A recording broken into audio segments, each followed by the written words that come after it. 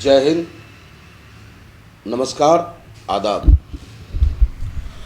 मैं पंडित Manmohan Jha gamma, barrister साहब का एक छोटा सा सिपाही हूँ। ऑल इंडिया मजलिस इत्तेहादुल मुस्लिमीन के मिशन को घर घर पहुँचाना मेरा मकसद। मैं आप हैदराबाद के तमाम मतदाताओं को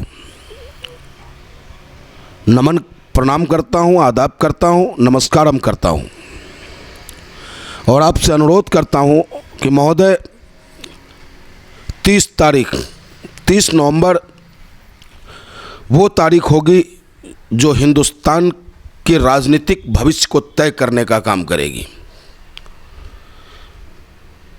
आप हैदराबाद के लोग सैल्यूट के पात्र हैं, जिन्होंने आज सिसकते हिंदुस्तान, और हिंदुस्तान कहीं बसता है तो वो गाँव में बसता है, खेत और खलियानों में बसता है। आज वो सिसक रहा है। उसकी सिसकी, उसके दर्द को महसूस करने वाला वर्तमान हिंदुस्तान में कोई नेता नहीं है। बहुत दर्द होता है। आज आज़ादी के 76वें वर्षगांठ हम मना रहे हैं, उसके बावजूद आज भी हमारे हिंदुस्तान में लगभग 30% लोग एक वक्त भूखा सोने को मजबूर है। लगभग 30% लोग बेरोजगारी के आलम में जी रहे हैं और हिंदुस्तान का 90% प्रॉपर्टी मात्र 10% लोगों के हाथों में ये 2014 से लेकर अब तक चला गया है। और हर सरकार की पॉलिसी यही रही है, पूंजीपति को पूंजीपति बनाओ, गरीब को उसे इतना गरीब कर दो कि वो सरकार से अपने हक के लिए आंदोलित न हो सके। तो आप तेलंगाना वालों, आप हैदराबाद वालों, आप हिंदुस्तान की उम्मीद हो। हिंदुस्तान के तमाम वो कमज़ोर लोग आज बैरिस्टर साहब की तरफ देख रहे हैं। अगर देख रहे हैं तो वो ताकत आपने दी है उनको, वो ताकत आपने दी है उनको, और आज फिर आपकी ताकत, आपके वोट, आपकी दुआ, आपके आशीर्वाद की उनको आवश्यकता है। तो मैं आपसे अपील करता हूं कि आने वाली 30 तारीख पतंग चुनाव चिन्ह, जिसमें हक और सच की आवाज़ अकबरुद्दीन ओवैसी साहब जो चंद्रायण गुट्टू से लड़ रहे हैं, उन्हें आप अपना मत देकर, दुआ देकर, आशीर्वाद देकर भारी मतों से विजय बनाएं। उसके साथ साथ जफर हुसैन साहब जो याकुतपुरा से चुनाव लड़ रहे हैं, उनका भी चुनाव चिन्ह पतंग है। आपसे अनुरोध कि आप पतंग के बटन को दबाएं।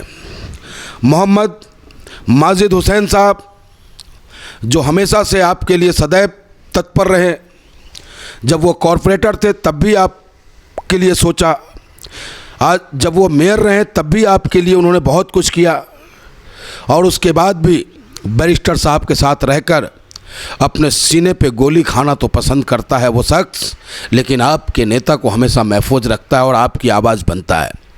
तो आपसे अनुरोध, नामपल्ली विधानसभा के मतदाताओं से, मेरी हिंदू माँ बहनों से जो पार्टी ज्वाइन भी किए हैं, उन सब से मेरा अपील है कि 4 तारीख को 4 नंबर बटन है, इनका पतंग चुनाव चिन्ह है, उस बटन को आप दबा देना। कौसर मोहिनुद्दीन साहब जो आपको कारवां से चुनाव लड़ रहे हैं, उनका भी चुनाव चिन्ह पतंग है, आप पतंग चुनाव चिन्ह का बटन दबाएं। मोहम्मद मोमिन साहब जो बहादुरपुर से चुनाव लड़ रहे हैं, बहादुरपुरा से चुनाव लड़ रहे हैं, आप उन्हें भी, उनका चुनाव चिन्ह पतंग है, पतंग चुनाव चिन्ह पे बटन दबाकर भारी मतों से विजय बनाएं। अहमद बिन अब्दुल्लाह बलाल साहब जो मल्लकपेट से चुनाव लड़ रहे हैं, उनका भी चुनावी चिन्ह पतंग है। आप पतंग के बटन को दबाएं। राशिद फरजुद्दीन साहब जो जुबली हिल से लड़ रहे हैं, जुबली हिल आपके विकास में, आप खुद सोचो कि जुबली हिल के अंदर में चहूँ और जो विकास की गंगा बह रही है, लगता है कि हैदराबाद जुबली हिल में ही है। वो आपके नेता बैरिस्टर असदुद्दीन ओवैसी साहब का उसमें महत्वपूर्ण योगदान है। तो आप जब वोट डालने जाएं, जुबली हिल वालों, जुबली हिल के मतदाताओं, तो आप तमाम बातों को ध्यान रखते हुए पतंग के बटन को दबाने का काम करें। फिर मीर जुल्फ़िकार अली साहब जो आपको चार मीनार से चुनाव लड़ रहे हैं, आप उनके चुनाव चिन्ह पतंग का बटन दबाकर उन्हें भारी मतों से विजयी बनाने का काम करें। और एक स्वामी यादव जी हैं जो आपके राजेंद्र नगर से चुनाव लड़ रहे हैं, आपसे करवद्य प्रार्थना, राजेंद्र नगर के उन हिंदू मतदाताओं से विशेषकर अपील है मेरा कि आप जाति और धर्म के नाम पर वोट न करें, देश के नाम पर वोट करें, विकास के नाम पर वोट करें।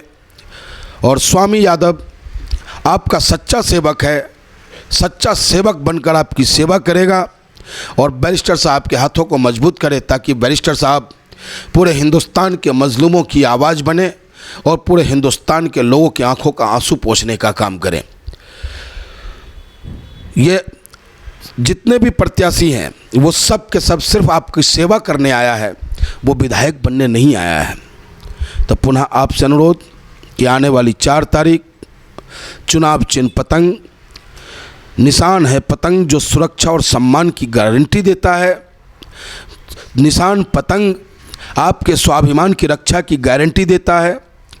पतंग निशान आपको जिस भी मजहब से आप हैं, आपके उस मजहब को मनाने की पूरी आज़ादी देता है। हिंदू भाइयों, अगर ईद में छुट्टी होती है इस हैदराबाद की धरती पे, तो आपके फायर ब्रांड नेता अकबरुद्दीन ओवैसी जी के डिमांड पर शिवरात्रि में भी आपको छुट्टी दी जाती है। प्राचीन मंदिर, 500 साल पुराना मंदिर, हनुमान जी का मंदिर, आज दिन भी मंगलवार, ओम अतुलित बलिधामम हेम शैलावदेहम धनुजवन कृषाणम ज्ञानी नमग्रणम सकल गुण निदानम वानराम अधिसम रघुपति प्रिय भक्तम वात जातम नमामि मनोजवम मारुतुल बेगम जितेंद्रियम बुद्धिमताम वरिष्ठम वातात्मजम वानरुत्य मुख्यम श्री राम दूतम शरणम प्रपदे।